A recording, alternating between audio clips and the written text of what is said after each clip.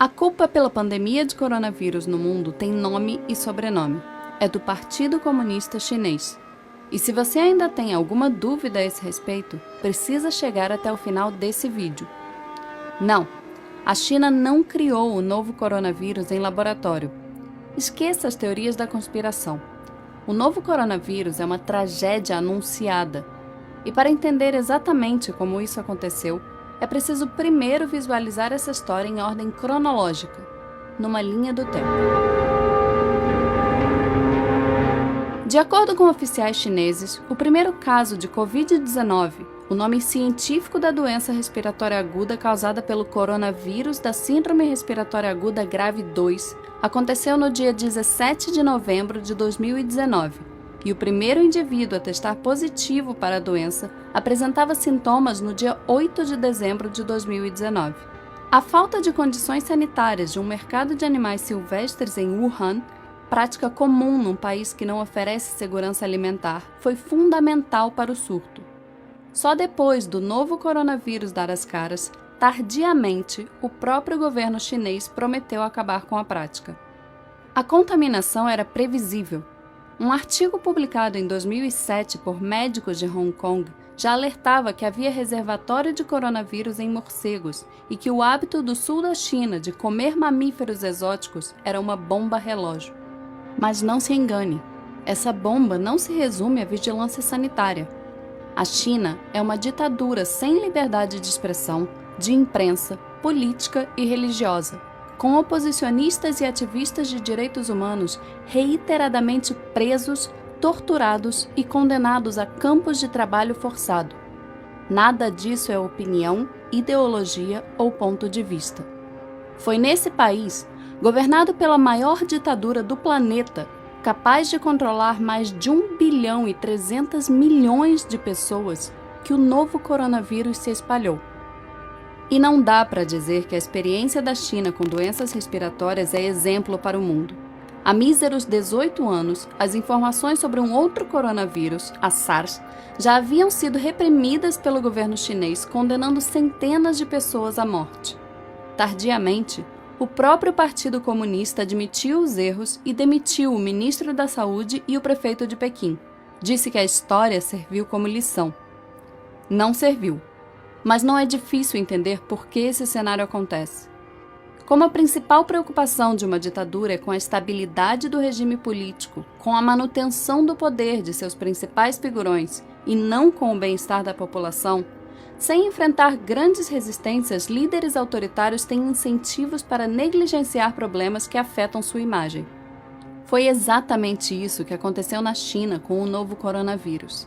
No dia 30 de dezembro de 2019, quando a Covid-19 adoeceu 7 pacientes em um hospital de Wuhan e um médico, Li Wenliang, tentou avisar outros médicos do problema, a polícia chinesa o obrigou a assinar uma declaração de que seu aviso constituía, abre aspas, comportamento ilegal. Li Wenliang e outros 7 médicos de Wuhan foram obrigados a assinar um documento admitindo, abre aspas, espalhar mentiras. Foi negligência a céu aberto. Entre o início de dezembro e meados de janeiro, o Partido Comunista Chinês minimizou o surto a um mero problema local, limitado a um pequeno número de clientes de um mercado de Wuhan, restrito a alguns poucos pacientes.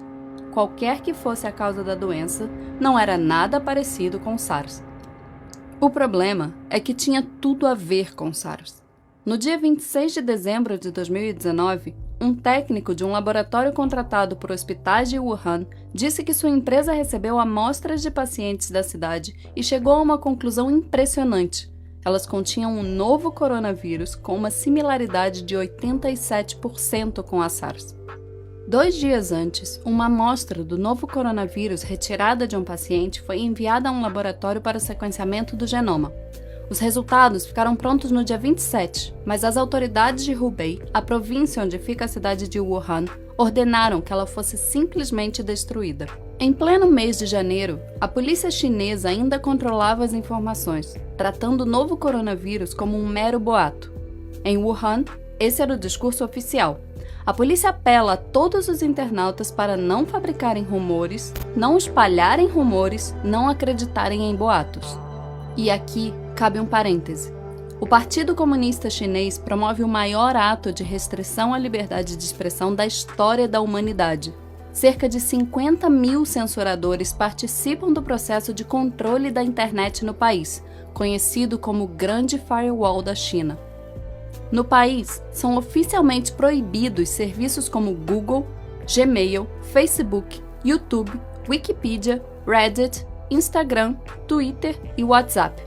Como o governo monitora os aplicativos permitidos, acaba controlando todo o conteúdo online e o tráfego de informações. E a vigilância não permanece restrita à internet. O Partido Comunista Chinês também controla todas as principais redações de jornal do país. Segundo a Reporters Without Borders, em 180 países listados, a China é o 177º em liberdade de imprensa.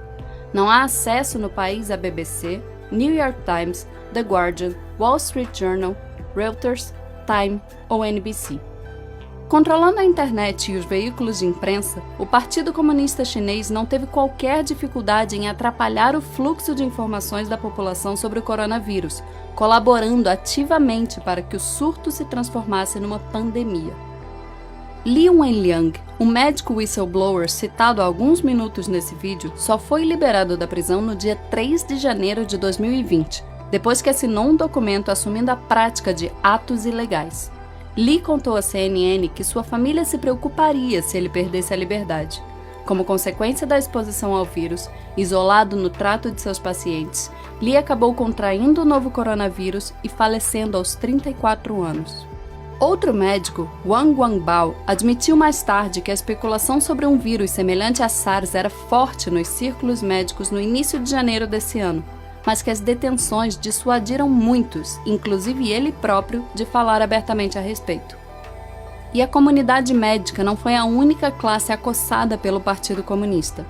A imprensa independente, escassa no país, também sofreu represálias.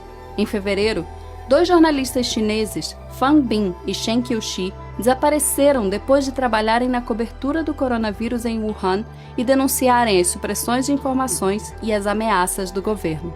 Qiuxi entrou no topo da lista da One Free Press Coalition. A China só declarou emergência no longínquo dia 20 de janeiro.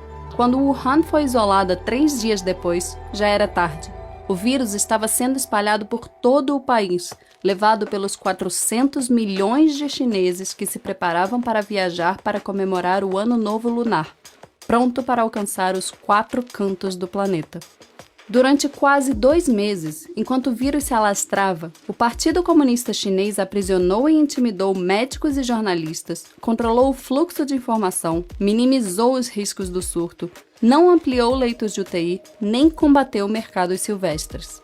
Xi Jinping, o presidente da China, secretário-geral do Partido Comunista Chinês, comentou publicamente pela primeira vez sobre o novo coronavírus apenas no dia 20 de janeiro, mas já no dia 7, quase 2 semanas antes, durante uma reunião do partido, ele admitiu num discurso interno conhecimento do, abre aspas, novo coronavírus. Nesses 13 dias, enquanto negava o surto, o Partido Comunista Chinês organizou 2 grandes reuniões em Hubei e reuniu mais de 40 mil famílias num banquete em massa em Wuhan, na tentativa de bater um recorde mundial. Xi Jinping poderia ter evitado a pandemia. Apenas no dia 4 de fevereiro, assim como no episódio com a SARS em 2002, o Partido Comunista admitiu suas falhas, deficiências e dificuldades na resposta à epidemia e prometeu, abre aspas, melhorar nossas habilidades em lidar com tarefas urgentes e perigosas. Mas mesmo 2 meses depois do surto começar, depois da Organização Mundial de Saúde pedir repetidamente às autoridades chinesas dados sobre as condições clínicas dos médicos e enfermeiros de Wuhan, o governo chinês ainda tinha dificuldade em ser transparente com a comunidade internacional. Repetindo as trapalhadas do Politburo soviético no acidente nuclear de Chernobyl em 1986, o Partido Comunista Chinês é indiscutivelmente o grande responsável por negligenciar um surto em tão local, reiteradamente ignorado pelas autoridades, transformando o novo coronavírus numa pandemia global. Reprisando os erros da SARS em 2002, A ditadura chinesa deixou o mundo novamente à mercê de seus caprichos, pagando por suas irresponsabilidades, sem nenhuma garantia de que tenha condições de combater exemplarmente novos surtos nos próximos anos, capazes de dizimar populações inteiras. É exatamente por isso que a culpa pelo novo coronavírus tem nome e sobrenome, e que se há outros líderes políticos negligenciando e sabotando o combate ao surto, é tão importante responsabilizar os principais autores políticos dessa pandemia. Ela nasceu no coração do Partido Comunista Chinês.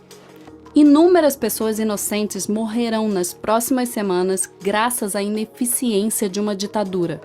Outras tantas podem sucumbir nas próximas décadas, repetindo os estragos gerados pela SARS e o novo coronavírus, caso a humanidade continue cruzando os braços com os descasos da maior ditadura do planeta. A história será implacável.